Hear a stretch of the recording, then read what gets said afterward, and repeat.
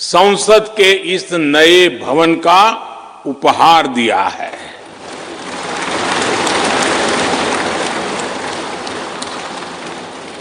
आज सुबह ही संसद भवन परिसर में सर्वपंथ प्रार्थना हुई है। मैं सभी देशवासियों को भारतीय लोकतंत्र के इस स्वर्णिम क्षण की बहुत बहुत बधाई देता हूं।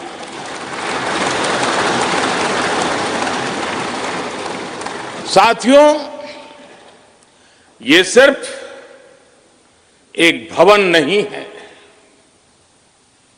ये 140 करोड़ भारतवासियों की आकांक्षाओं और सपनों का प्रतिबिंब है।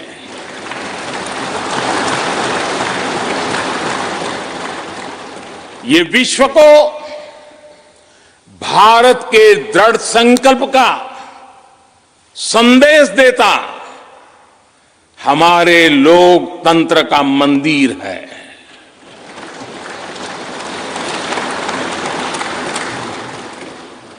ये नया संसद भवन योजना को यथार्थ से, नीति को निर्माण से, इच्छा शक्ति को क्रिया शक्ति से, संकल्प को सिद्धि से जोड़ने वाली अहम कड़ी साबित होगा। ये नया भवन हमारे स्वतंत्रता सेनानियों के सपनों को साकार करने का माध्यम बनेगा। ये नया भवन आत्मनिर्भर भारत के सूर्योदय का साक्षी बनेगा।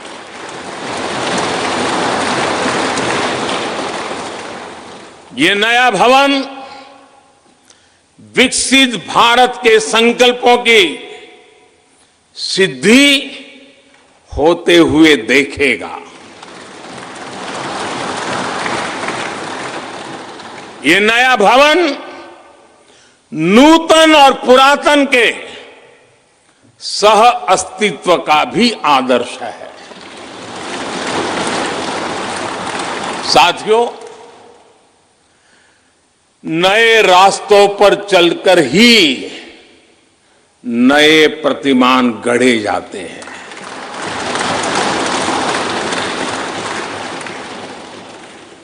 आज नया भारत नए लक्ष्य तय कर रहा है, नए रास्ते गढ़ रहा है। नया जोश है, नया उमंग है, नया सफर है, नई सोच है। दिशा नई है, दृष्टि नई है, संकल्प नया है, विश्वास नया है।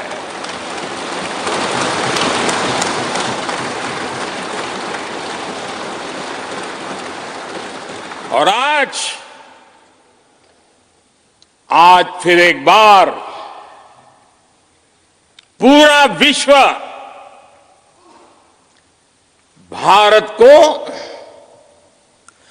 भारत के संकल्प की दृढ़ता को, भारतवासियों की प्रखरता को,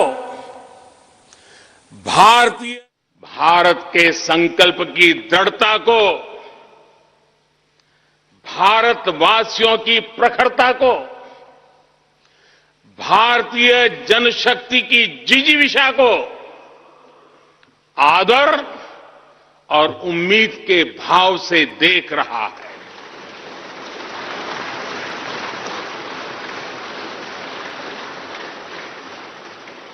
जब भारत आगे बढ़ता है तो विश्व आगे बढ़ता है।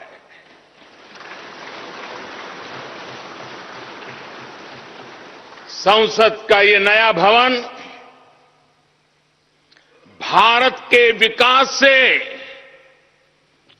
विश्व के विकास का भी आह्वान करेगा।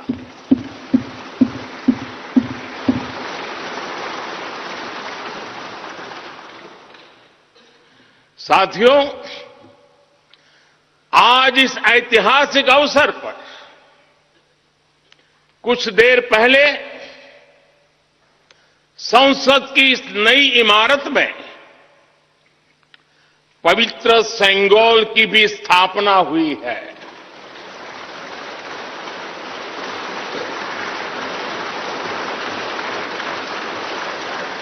महान चोल साम्राज्य में सेंगोल को कर्तव्य पथ का, सेवा पथ का, राष्ट्र पथ का प्रतीक माना जाता था। राजा जी और आदीनम के संतों के मार्गदर्शन में यही सेंगोल सत्ता के हस्तांतरण का प्रतीक बना था। तमिलनाडु से विशेष तौर पर आए हुए आदीनम के संत आज सुबह संसद भवन में हमें आशीर्वाद देने उपस्थित हुए थे। मैं उन्हें पुनः श्रद्धापूर्वक नमन करता हूं। उनके ही मार्गदर्शन में लोकसभा में ये पवित्र सेंगोल स्थापित हुआ है। पिछले दिनों मीडिया में इसके इतिहास से जुड़ी बहुत सारी जानकारी उजागर हुई है। मैं इसके विस्तार में नहीं जाना चाहता हूं, लेकिन मैं मानता हूं ये हमारा सौभाग्य है कि इस पवित्र सेंगोल को हम उसकी गरिमा लौटा सके हैं, उसकी मान मर्यादा लौटा सके हैं। जब भी इस संसद भवन में कार्रवाई शुरू होगी, ये सेंगोल हम सभी को प्रेरणा देता रहेगा। साथियों, भारत एक लोकतांत्रिक राष्ट्र ही नहीं बल्कि लोकतंत्र की जननी भी है, मदर ऑफ डेमोक्रेसी भी है। भारत आज वैश्विक लोकतंत्र का भी बहुत बड़ा आधार है। लोकतंत्र हमारे लिए सिर्फ एक व्यवस्था नहीं, एक संस्कार है, एक विचार है, एक परंपरा है। हमारे वेद हमें सभाओं और समितियों के लोकतांत्रिक आदर्श सिखाते हैं। महाभारत जैसे ग्रंथों में गणों और गणतंत्रों की व्यवस्था का उल्लेख मिलता है। हमने वैशाली जैसे गणतंत्रों को जीकर दिखाया है। हमने भगवान बसवेश्वर के अनुभव मंटपा को अपना गौरव माना है। तमिलनाडु में मिला 900 ईस्वी का शिलालेख आज भी हर किसी को हैरान कर देता है। हमारा लोकतंत्र ही हमारी प्रेरणा है। हमारा संविधान ही हमारा संकल्प है।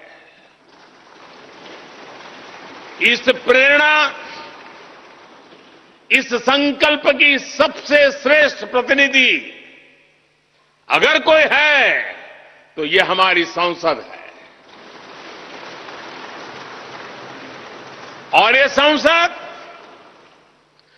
देश की जिस समृद्ध संस्कृति का प्रतिनिधित्व करती है, उसका उद्घोष करती है। शेते निपद्यमानस्य, शेते निपस्य मानस्य चराति चर्त भगः चरैवेति चरैवेति चरैवेति। कहने का तात्पर्य, जो रुक जाता है उसका भाग्य भी रुक जाता है, लेकिन जो चलता रहता है उसी का भाग्य आगे बढ़ता है, बुलंदियों को छूता है। और इसलिए चलते रहो, चलते रहो। गुलामी के बाद हमारे भारत ने बहुत कुछ खोकर अपनी नई यात्रा शुरू की थी। वो यात्रा कितने ही उतार चढ़ावों से होते हुए, कितनी ही चुनौतियों को पार करते हुए आजादी के अमृत काल में प्रवेश कर चुकी है। आजादी का ये अमृत काल विरासत को सहेजते हुए विकास के नए आयाम गढ़ने का अमृत काल है। आजादी का ये अमृत काल देश को नई दिशा देने का अमृत काल है। आजादी का ये अमृत काल अनंत सपनों को, असंख्य आकांक्षाओं को पूरा करने का अमृत काल है। इस अमृत काल का आह्वान है, इस अमृत काल का आह्वान है मुक्त मातृभूमि को, मुक्त मातृभूमि को नवीन प्राण चाहिए, नवीन पर्व के लिए नवीन प्राण चाहिए। मुक्त गीत हो रहा, मुक्त गीत हो रहा नवीन राग चाहिए, नवीन पर्व के लिए नवीन प्राण चाहिए।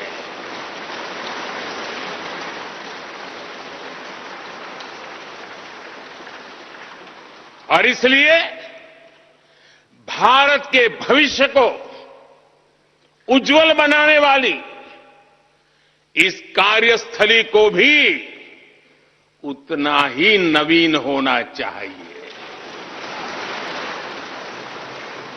आधुनिक होना चाहिए। साथियों, एक समय था जब भारत दुनिया के सबसे समृद्ध और वैभवशाली राष्ट्रों में गिना जाता था। भारत के नगरों से लेकर महलों तक, भारत के मंदिरों से लेकर मूर्तियों तक, भारत का वास्तु भारत की विशेषज्ञता का उद्घोष करता था।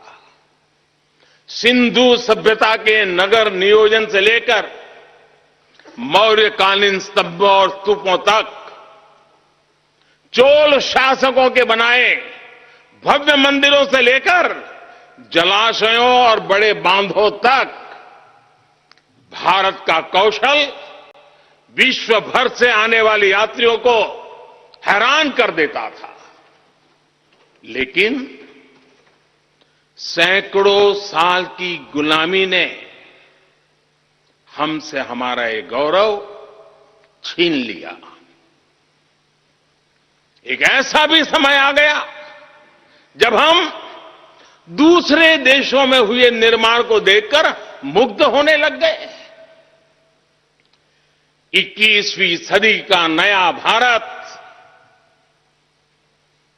बुलंद हौसले से भरा हुआ भारत अब गुलामी की उस सोच को पीछे छोड़ रहा है। आज भारत प्राचीन कला की उस गौरवशाली धारा को एक बार फिर अपनी तरफ मोड़ रहा है और संसद की ये नई इमारत इस प्रयास का जीवंत प्रतीक बनी है।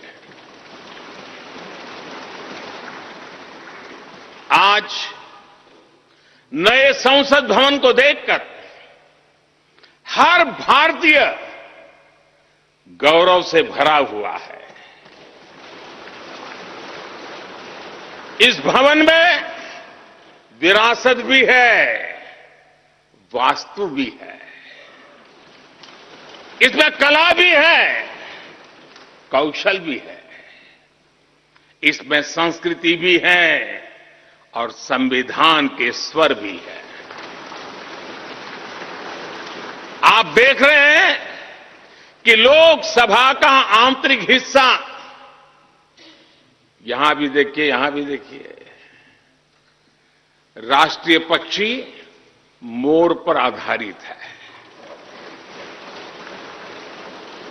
राज्यसभा का आंतरिक हिस्सा राष्ट्रीय फूल कमल पर आधारित है और संसद के प्रांगण में हमारा राष्ट्रीय वृक्ष बरगद भी है। हमारे देश के अलग अलग हिस्सों की जो विविधता है, इस नए भवन ने उन सबको समाहित किया है। इसमें राजस्थान से लाए गए ग्रेनाइट और बलुआ पत्थर लगाए गए हैं। ये जो लकड़ी का काम आप देख रहे हैं ना, वो महाराष्ट्र से आई है। यूपी में भदोही के कारीगरों ने इसके लिए अपने हाथ से कालीनों को बुना है। एक तरह से इस भवन के कण कण में हमें एक भारत श्रेष्ठ भारत की भावना के दर्शन हुए। साथियों, संसद के पुराने भवन में सभी के लिए अपने कार्यों को पूरा करना कितना मुश्किल हो रहा था, ये हम सभी जानते हैं। टेक्नोलॉजी से जुड़ी समस्याएं थी, बैठने की जगह से जुड़ी चुनौती थी। इसलिए ही बीते 1.5-2 दशकों से ये चर्चा लगातार हो रही थी कि देश को एक नए संसद भवन की आवश्यकता है। और हमें ये भी देखना होगा कि आने वाले समय में सीटों की संख्या बढ़ेगी, सांसदों की संख्या बढ़ेगी, वो लोग कहां बैठते हैं? और इसलिए ये समय की मांग थी कि संसद की नई इमारत का निर्माण किया जाए। और मुझे खुशी है कि भव्य इमारत आधुनिक सुविधाओं से पूरी तरह लैस है। आप देख रहे हैं कि इस समय भी इस हॉल में सूरज का प्रकाश सीधे आ रहा है। बिजली कम से कम खर्च हो, हर तरफ लेटेस्ट टेक्नोलॉजी वाले गैजेट्स हों, इन सभी का इसमें पूरा ध्यान रखा गया है। साथियों, आज सुबह ही मैं इस संसद भवन को बनाने वाले श्रमिकों के एक समूह से मिला हूं। इस संसद भवन ने करीब 60,000 श्रमिकों को रोजगार देने का भी काम किया है। उन्होंने इस नई इमारत के लिए अपना पसीना बहाया है। मुझे खुशी है कि इनके श्रम को समर्पित एक डिजिटल गैलरी भी संसद में बनाई गई है और विश्व में शायद ये पहली बार हुआ होगा। संसद के निर्माण में अब उनका योगदान भी अमर हो गया है। साथियों, कोई भी एक्सपर्ट अगर पिछले 9 वर्षों का आकलन करे तो पाएगा कि ये 9 साल भारत में नव निर्माण के रहे हैं, गरीब कल्याण के रहे हैं। आज हमें संसद की नई इमारत के निर्माण का गर्व है, तो मुझे पिछले 9 साल में गरीबों के 4 करोड़ घर बनने का भी संतोष है। आज जब हम इस भव्य इमारत को देखकर अपना सर ऊंचा कर रहे हैं, तो मुझे पिछले 9 साल में बने 11 करोड़ शौचालयों का भी संतोष है, जिन्होंने महिलाओं की गरिमा की रक्षा की, उनका सर ऊंचा कर दिया।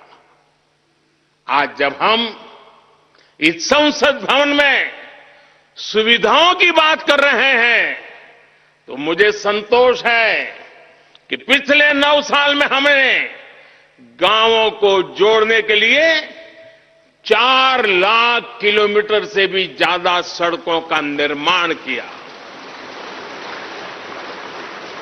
आज जब हम इस इको फ्रेंडली इमारत को देखकर खुश है, तो मुझे संतोष है कि हमने पानी की एक एक बूंद बचाने के लिए 50,000 से ज्यादा अमृत सरोवरों का निर्माण किया है।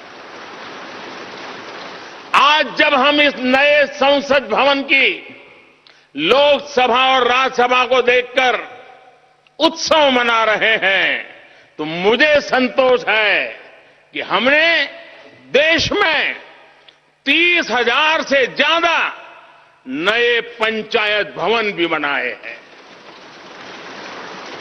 यानी पंचायत भवन से लेकर संसद भवन तक हमारी निष्ठा एक ही है, हमारी प्रेरणा एक रही।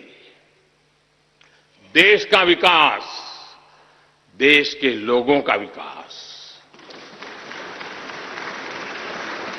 साथियों, आपको ध्यान होगा 15 अगस्त को लाल किले से मैंने कहा था, यही समय है, सही समय है।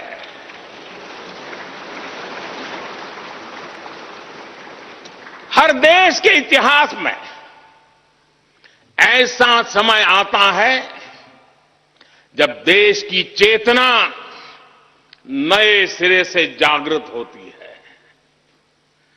भारत में आजादी के 25 साल पहले, 47 के पहले 25 साल याद कीजिए, आजादी के 25 साल पहले ऐसा ही समय आया था।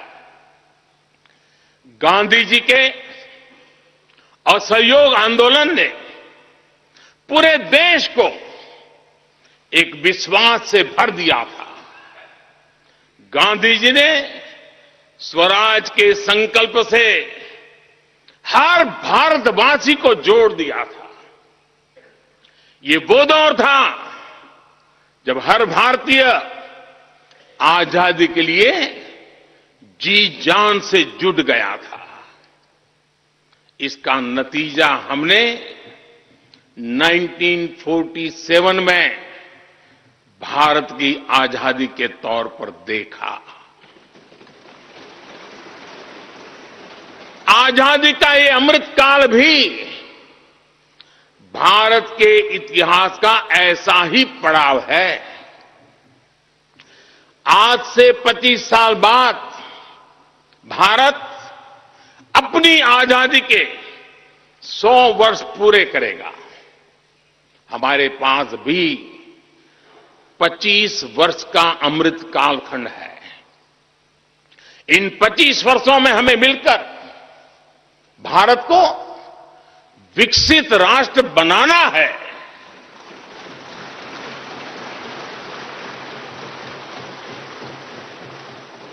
लक्ष्य बड़ा है, लक्ष्य कठिन भी है, लेकिन हर देशवासी को आज इसके लिए जी जान से जुटना ही है। नए प्रण लेने हैं, नए संकल्प लेने हैं, नई गति पकड़नी है। और इतिहास गवाह है कि हम भारतीयों का विश्वास सिर्फ भारत तक ही सीमित नहीं रहता। हमारी आजादी की लड़ाई ने दुनिया के बहुत सारे देशों में उस समय एक नई चेतना जागृत कर दी थी। हमारी आजादी की लड़ाई से भारत तो आजाद हुआ ही, साथ ही कई देश आजादी की राह पर चल पड़े। भारत के विश्वास ने दूसरे देशों के विश्वास को सहारा दिया था और इसलिए भारत जैसा विविधता से भरा देश, इतनी बड़ी आबादी वाला देश, इतनी सारी चुनौतियों से लड़ने वाला देश जब एक विश्वास के साथ आगे बढ़ता है तो इससे दुनिया के अनेक देशों को प्रेरणा भी मिलती है।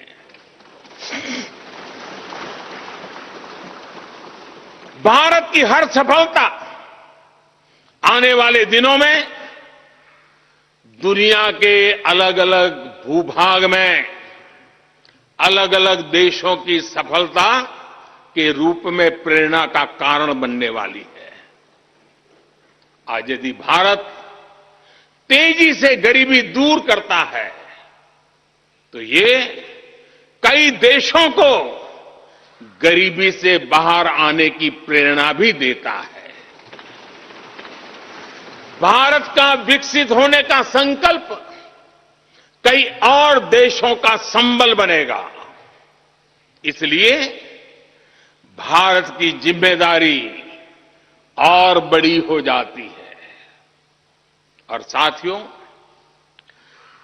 सफलता की पहली शर्त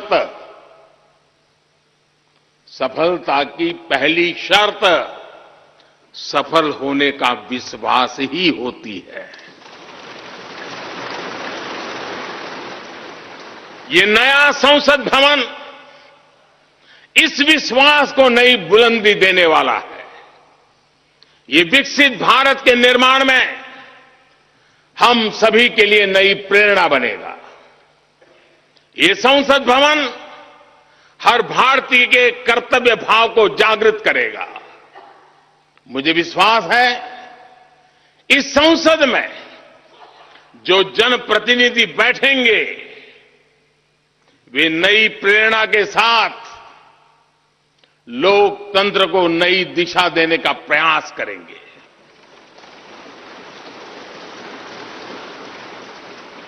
हमें नेशन फर्स्ट की भावना से आगे बढ़ना होगा। इदम राष्ट्राय इदम न मम। हमें कर्तव्य पथ को सर्वोपरि रखना होगा। कर्तव्यमेव कर्तव्यम और कर्तव्यम न कर्तव्यम। हमें अपने व्यवहार से उदाहरण प्रस्तुत करना होगा। यद यदाचरति श्रेष्ठ तत्देव इतरो जनः। हमें निरंतर खुद में सुधार करते रहना होगा। उद्धरेत आत्मना आत्मानाम। हमें अपने नए रास्ते खुद बनाने होंगे। अपदीवो भव। हमें खुद को खपाना होगा, तपाना होगा। तपसो ही परम नास्ति तपसा विंदते महत। हमें लोक कल्याण को ही अपना जीवन मंत्र बनाना होगा। लोकहितम मम करणीयम। जब संसद के इस नए भवन में हम अपने दायित्वों का ईमानदारी से निर्वहन करेंगे तो देशवासियों को भी नई प्रेरणा मिलेगी। साथियों, दुनिया के सबसे बड़े लोकतंत्र को यह नई संसद एक नई ऊर्जा और नई मजबूती प्रदान करेगी। हमारे श्रमिकों ने अपने पसीने से इस संसद भवन को इतना भव्य बना दिया है। अब हम सभी सांसदों का दायित्व है कि इसे अपने समर्पण से और ज्यादा दिव्य बनाएंगे।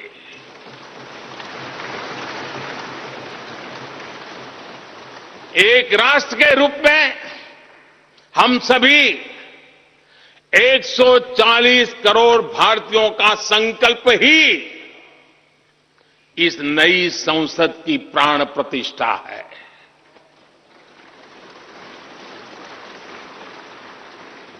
यहां होने वाला हर निर्णय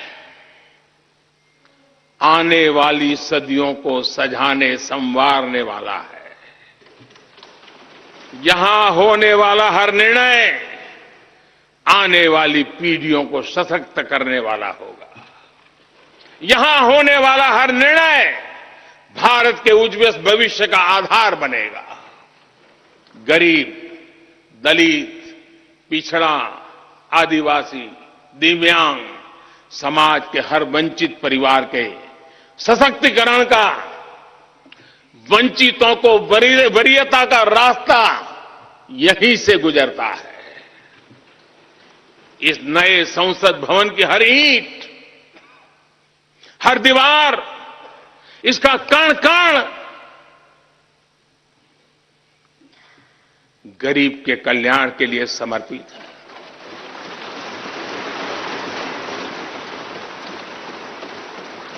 अगले 25 वर्षों में संसद के इस नए भवन में बनने वाले नए कानून भारत को विकसित भारत बनाएंगे। इस संसद में बनने वाले कानून भारत को गरीबी से बाहर निकालने में मदद करेंगे। इस संसद में बनने वाले कानून देश के युवाओं के लिए, महिलाओं के लिए नए अवसरों का निर्माण करेंगे। मुझे विश्वास है संसद का यह नया भवन नए भारत के सृजन का आधार बनेगा। एक समृद्ध, सशक्त और विकसित भारत नीति, न्याय, सत्य, मर्यादा और कर्तव्य पथ पर और सशक्त होकर चलने वाला भारत। मैं समस्त भारतवासियों को नए संसद भवन की फिर से बहुत बहुत बधाई देता हूं। धन्यवाद।